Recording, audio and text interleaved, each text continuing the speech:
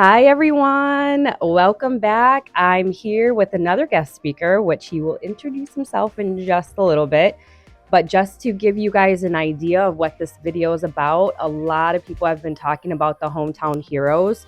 So I wanted to bring in a professional that can walk us through what is hometown heroes, what's the requirement, would I meet the requirements, and etc. We'll kind of get into that as the video progresses.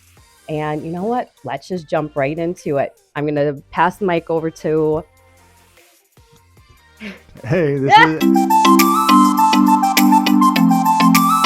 is Mark Adwell from the mortgage firm. Chanel, thanks so much for letting me come over. I appreciate it. Oh, no problem Absolutely. at all. Absolutely. So hometown heroes, everyone's talking about it. It's changed a little bit from where it was before. So some of the changes we'll kind of go through.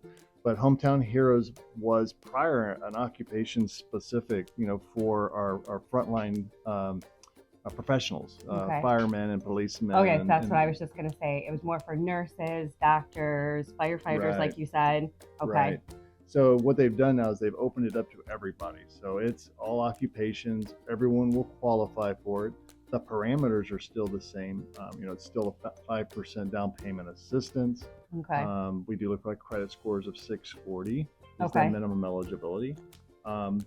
There's been other changes like income, and we can get into that, and also some of the other aspects that have changed. But as far as from a consumer standpoint, what we want to look for is obviously we want to have someone talk to us about what their goals are, where they are at today, so we can get a good feel for as a borrower what they're looking for. When they come to the Hometown Heroes program, our first questions are, who do they work for? What is their job? Because there are limitations. Some of those limitations that have been created in Hometown Heroes for example, if you're a traveling nurse, I work with a lot of traveling nurses.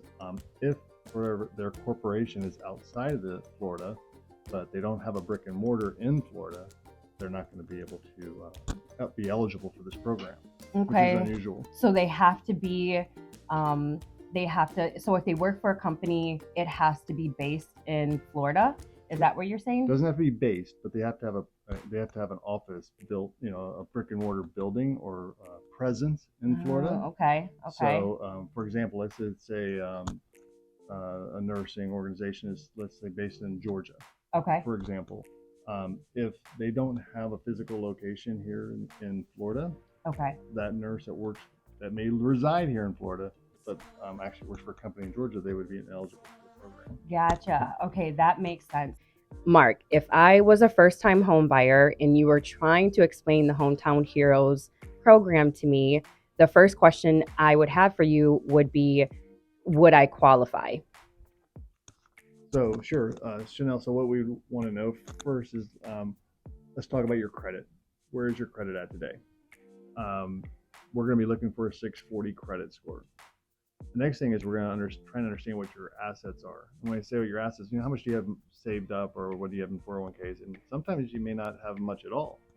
So then we're going to talk about the down payment assistance. So what does it mean? Hometown Heroes offers 5% down payment assistance, but that can be applied in different ways, because it can apply for not just the down payment, but also can be applied towards closing costs. So that's what helps make the affordability of the program so powerful. Okay. So for example, let's just say we're doing a conventional loan for a first-time home buyer, and we define a first-time home buyer as someone that has not owned a house or been on a title and deed of a property for the past 3 years. So when we look at a conventional loan requires 3% down. So if down payment assistance from Hometown Heroes is 5%, you're actually getting an extra 2% to apply towards your closing costs, which is super helpful. And that's where this program is beneficial, and how you would maybe look at the program as benefiting you. Okay, so kind of a recap of that. So we're going to be looking at your credit score, which you have to have a 640 credit score, and you have to have not owned a home within 3 years, not been on any deed or title. So with that being said, I want to kind of get into the 5%. So I will turn it over to Mark so he can explain exactly what that 5% is. Sure. So the 5% is 5% down payment assistance. And what that applies to is actually calculated off of the loan amount, not the purchase price, but the loan amount.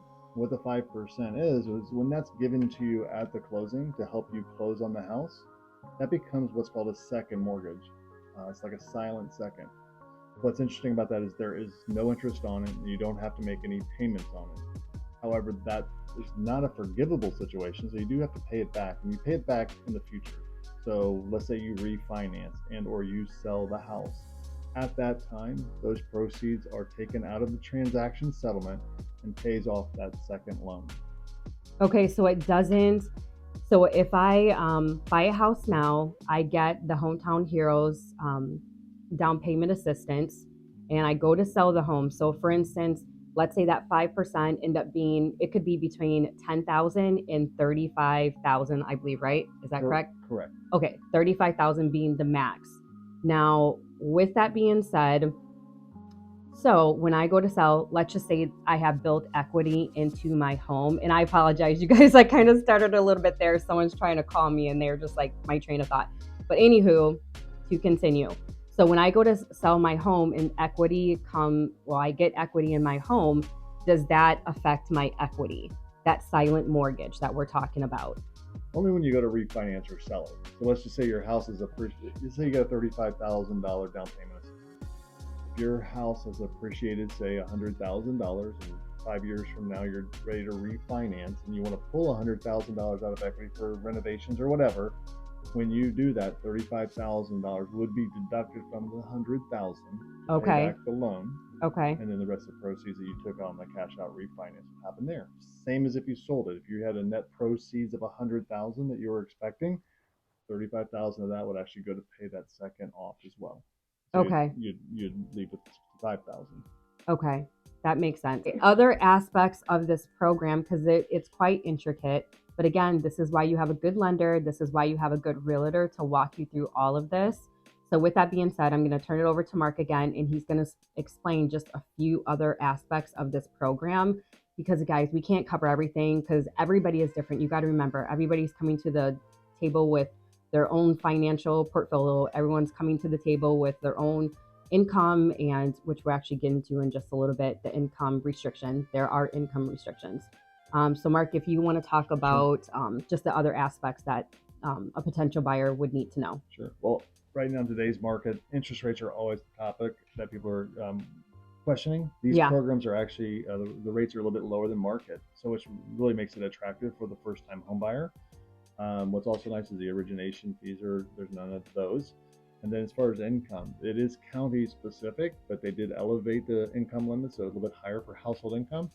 So, check with myself and we can tell you where you're at as far as income goes and qualifying, but they are substantially higher than they were prior to this new change. Okay, so excuse me guys, just for a little bit, because I actually printed this out. I came prepared. So on here, which I will show you guys just a little bit, on May 26, 2023, there was, because if you're going on the website right now, because a lot of this has not been updated yet, a lot of these income limits are going to be off by a little bit, just like Mark said. I do think, so the program is going to go live on July 3rd. July 3rd, the program is going live with, again, including everybody and not just your nurses, your doctors, your firefighters. It's going to include pretty much everyone as long as you meet the requirements, which we went over. So hopefully you're watching this video and you know what that is now. All right, so here I'm going to be posting this on my website, and it keeps coming off. I don't know, you guys, my brain is like out, whatever. Anyways, this is going to be posted on my website so you can kind of have an idea of the income restrictions. It does go by county. I would check back on July 3rd because the income restrictions are going to be different. From the sounds like it, They might be higher. So keep that in mind. Again, this will be on my website if you want to print it out. And then I will also have Mark's information as well as about the Hometown Heroes, a quick snippet. So with that being said, we're going to wrap this video up. We hope we gave you guys a lot more information about the Hometown Heroes program. And then as far as, who you are, if you want to apply, how can you apply, everything. I hope we answered a lot of your questions. Absolutely. Yeah. Chanel, thank you so much. Nice to meet y'all. Thanks, guys. Bye-bye. Congratulations. If you have made it to the end of this video, I am so proud of you for taking the first steps and getting some information on how you can get into a home in 2023. Again, this program wasn't open to everybody, so now that it is, why wouldn't you take advantage of that opportunity? So I just want to clarify a few things. So in the video, we said that the program is going to be dropped on the 3rd of July.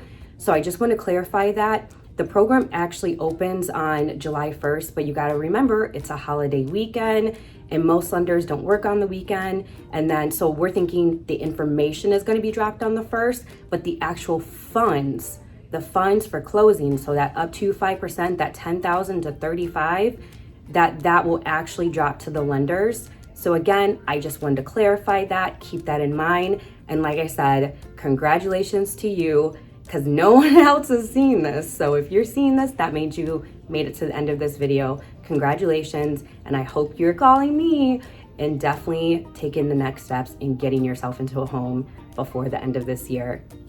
Toodles.